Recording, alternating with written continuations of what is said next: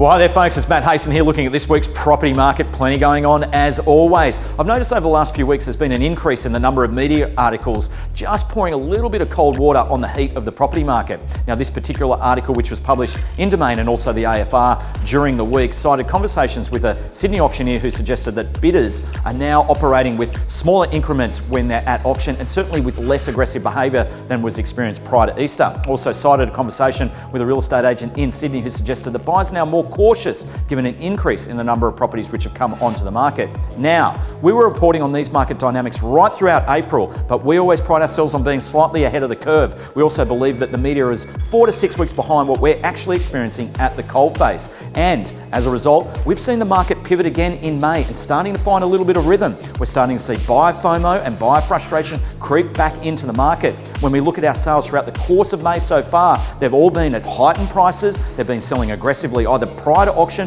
or with competition at auction. And it's the speed and the strength of these sales which is really resetting the tone of the market, and it's also providing buyers with absolute clarity about how they have to perform in order to secure a property throughout May. Now, when we look at our last 7 days of sales alone, we had 21 properties sold with an average of $436,000 above either the guide or the set reserve. We had a 100% auction clearance rate and an average of 11 bidders per auction. Now, these are the same market dynamics that we experienced prior to Easter and certainly a lot stronger than what we experienced throughout April.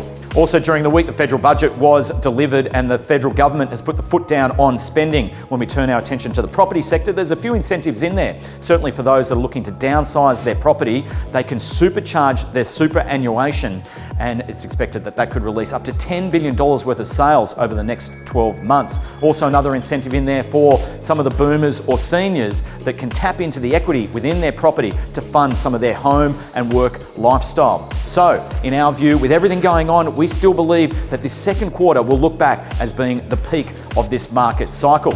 Now that turns our attention into this weekend, folks. We've got some great properties starting, open for inspection, and our entire team looks forward to seeing you out and about. Thanks for watching. I'll catch you all next week.